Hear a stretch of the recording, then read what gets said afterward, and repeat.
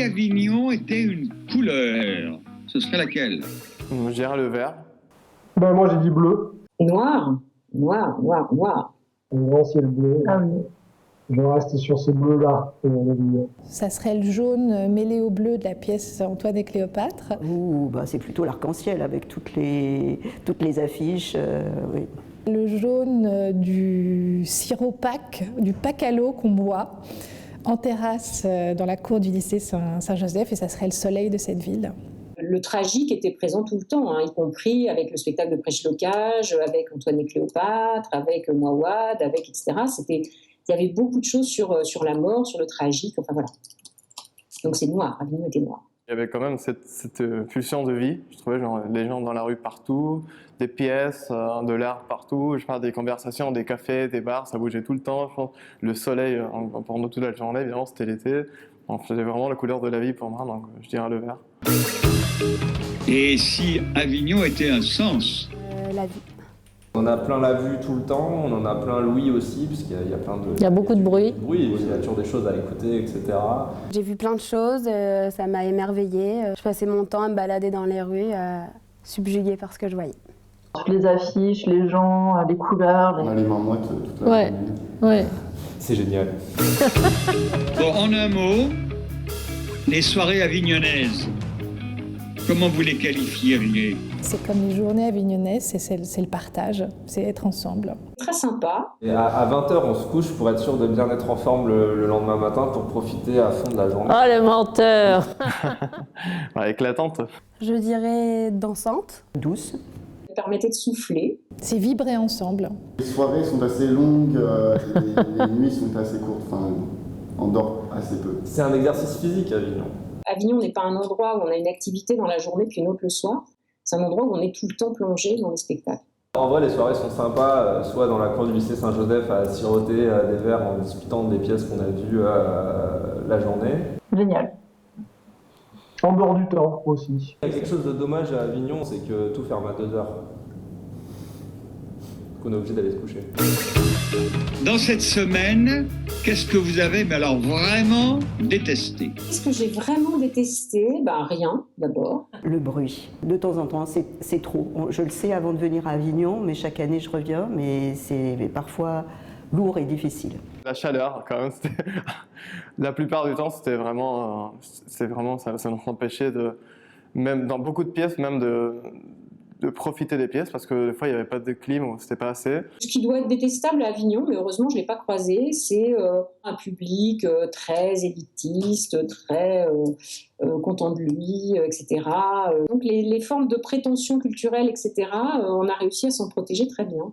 J'ai détesté la pièce d'Antoine et Cléopâtre. Antonio Cleopatra. J'ai juste ça en tête et je trouvais ça particulièrement répétitif. Le fait qu'on reste pas assez longtemps. Oui, ça j'ai détesté. Alors moi, ce que j'ai détesté le plus, c'est partir. Qu'on puisse pas rester 3 semaines sans bonne paricité, je trouve ça scandaleux. Vous avez résidé dans un lieu particulier, le lycée Saint-Joseph. Qu'est-ce que vous en gardez comme souvenir? Alors un des espaces assez fascinants du lycée Saint-Joseph, c'est le jardin de la Vierge, avec ce calme, c'est presque un jardin zen, et ce qui contraste avec la chaleur de la cour. Et c'est vrai que pour moi, le lycée Saint-Joseph, c'était la maison. On rentrait après les pièces et on rentrait chez nous. La cour du lycée, où à la fois on prenait nos repas, on prenait les petits déjeuners, les fameux cafés frappés avec le sirop d'orgeat. On avait ces discussions aussi du matin, les ateliers avec Jean Paul, etc. Donc ça, c'est un très très bon souvenir et c'est évidemment l'endroit auquel je pense. Ces grandes tablées sous les arbres, quoi, c'est quand même formidable. Avec ces grands platanes, bien protecteurs. Avec les cigales, le bar. Donc là où on se rejoignait tous. Parce que le bar, c'était un peu le lieu de rencontre informel. J'ai vraiment apprécié ce petit coin à la fois privé et public du bar. À chaque fois, on a une dynamique de groupe qui est très agréable. Tout le monde trouve bien sa place. Ça crée un collectif qui est très sympa. Et ce que j'adore au lycée Saint-Joseph, c'est que c'est immense. On a l'impression qu'il y a plein de passages secrets, de pièces secrètes qu'on ne connaît pas. C'est très impressionnant. C'est un peu Poudlard dans Harry Potter, le lycée Saint-Joseph. C'est l'impression que ça donne. Et les sanitaires. Ah oui, c'est vrai, j'ai oublié. La salle de bain collective avec les lavabos, c'est vrai que c'est assez marrant de croiser tout le monde en peignoir. Ça fait passer un cap relationnel. Les toilettes de cet endroit où des étudiants avaient disposé un matin, ils ont dû faire ça pendant la nuit, des grandes affiches. L'ambiance colonie de vacances. Ouais, l'ambiance colonie de vacances. On a notre petite chambrette où on était 4 profs ensemble dans des lits superposés. Donc ça, c'était plutôt amusant comme logement. Ouais, l'ambiance colonie de vacances. Si vous ne deviez garder qu'un seul instant de votre séjour à Avignon, est-ce que vous pourriez nous le faire partager? Clairon, Le Clairon qui annonce le début de la pièce. Ça, c'est un instant aussi je trouve C'est marquant. Ouais, ça. Il y a l'image de la première scène de Richard III que j'ai trouvée stupéfiante. L'autre scène qui me reste, c'est la mise en scène d'un récit de Wajdi Mouawad, Un obus dans le cœur, et qui était un texte magnifique. Et j'ai trouvé que le comédien le portait d'une façon absolument incroyable. Je me souviens de ce comédien seul sur scène, je le revois avec sa veste, etc. Et c'est l'image qui me revient quand je pense à Avignon, avec celle de Richard III. Le soir, on est allé voir Retour à Beratam, au palais de Pape. Et surtout, ce qui est venu après, donc c'est le moment de discussion un peu informel, en rentrant au lycée, en buvant une bière, entre des profs, des élèves.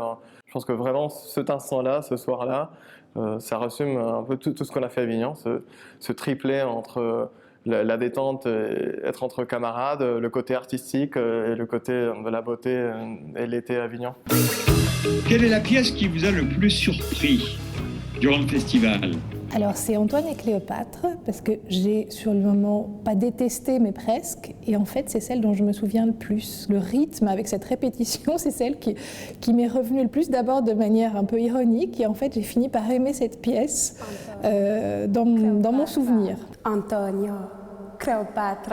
Je ne m'attendais pas du tout à l'écriture tout à fait particulière de cette pièce. Et là, j'ai été complètement prise de court. Je n'avais pas beaucoup lu sur le spectacle avant, je n'avais pas lu de critique, j'avais très peu entendu. Les gens qui m'avaient dit que c'était bien, pas bien, etc. Et je me suis retrouvée très transportée par la force en fait, de cette pièce très épurée, puis presque expérimentale dans sa forme. Voilà. Je me souviens plus du nom de la pièce, mais c'était un dialogue entre le peintre Gustave Courbet et Pierre-Joseph Proudhon, l'artiste. C'était super bien. Le texte était vraiment très travaillé, très bien. C'était extrêmement bien joué. La pièce de danse contemporaine, Monumento, qui m'a beaucoup touchée, beaucoup émue, et où le lieu était magnifique, où le corps parlait de lui-même. Chalet 1, donc c'est une pièce qui est écrite à partir d'un texte du début du XXe siècle sur un schizophrène qui a fait un séjour à la salle P, la salle PP comme il dit, la salle pétrière, et le texte est mis en scène par des danseurs. Et c'est ça qui est original, qui m'a beaucoup plu, le rapport entre le propos et puis la forme artistique qu'ils ont trouvée. Richard III, parce que j'ai été étonnée finalement d'être aussi bouleversée par la mise en scène d'une pièce que je connaissais déjà. Et de voir comment justement une mise en scène pouvait complètement changer la perception que j'avais du texte, etc. C'était pas du tout une de mes pièces préférées. Et ça a été pour moi une révélation de ce point de vue-là. Je suis sortie du spectacle de Richard III assez déçue. Par contre, j'ai beaucoup aimé Antoine et Cléopâtre. Finalement, j'ai fait une comparaison entre les deux pièces tout le temps. L'une allemande avec une pensée carrée, etc. et l'autre avec une espèce de chanson. Et en fait, pour moi, le festival, ça a été vraiment le dialogue entre ces deux pièces. Et tout le temps, j'ai été traversée par cette histoire-là, quoi. Alors, décrivez en 3 adjectifs votre séjour. Convivial. Étonnante aussi. Enrichissante. Stimulant. Émouvant. Dépaysant. Enthousiasmante. Chaleureux. Torride. Oh, il a fait très chaud. Innovante. Diversifiée.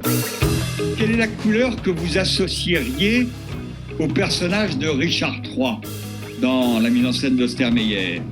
Oh, bah, c'est facile. Le noir. Parce que c'était une pièce à la fois dramatique et sensuelle. Mais aussi une couleur qui n'existe pas tellement, c'est celle de la sueur. Parce que pour moi, Richard III, c'est un boxeur. Un boxeur et un rocker en même temps. Très noir, parce que j'ai souvenir d'une mise en scène là aussi extrêmement sombre. C'était vraiment axé sur le côté obscur, le côté machiavélique, le côté manque de sentiments. Donc c'était vraiment le noir, le fond d'âme noir du personnage. Contrasté, mais pour moi quand même plombé. C'est rouge et noir. C'est trop. Le rouge pour le sang, le noir pour l'âme. Et peut-être, comme c'est un personnage tellement sympathique et charismatique, l'or, quoi, doré. Moi, je dirais gris, parce que tous les personnages sont très ambigus. Même Richard III, il est d'un cynisme incroyable. Et... Moi, je dirais le vert, comme dans la zizanie d'Astérix et Obélix. Qu'est-ce que vous retenez de l'ambiance des Séméens? Vivre ensemble, c'est quand même une belle définition des Séméens. Je retiens des Séméens les réunions du matin, où tout le monde donne son avis sur des spectacles, préconise, ou au contraire dissuade. Et donc les échanges que ça suppose avec des gens qui sont certains un peu nouveaux, d'autres très experts. Et voilà, j'ai trouvé que c'était très intéressant et que c'était un cadre dans lequel je retournerais très très volontiers. Le partage entre passionnés et entre générations, et ça c'est vraiment essentiel. J'ai un souvenir qui persiste, c'est les soirées passées au petit café du lycée Saint-Joseph, et on se retrouvait tous ensemble avec un verre en fin de journée pour discuter de nos ressentis et de toutes les pièces qu'on avait vues. Le vin gratuit, ça fait aussi partie de l'expérience. Et on mange très bien. Une rencontre autour de la culture et dans une ambiance complètement détendue. C'est la notion de collectif qui est hyper importante, et de diversité culturelle, d'âge. Et sans ça, je pense qu'on serait beaucoup moins pris, en tout cas moi pour ma part, beaucoup moins pris, beaucoup moins happé par cette atmosphère du festival. Un lieu de partage, un lieu donc d'échange intergénérationnel. On passe à un niveau relationnel, et c'est formidable après quand on rentre à l'université, parce qu'on sent quand même qu'on a vécu quelque chose de très très particulier ensemble. Avignon, c'est se recharger pour toute l'année, c'est reprendre de l'énergie pour toute l'année, c'est avoir une expérience artistique qui va nourrir toute l'année. Allez, salut.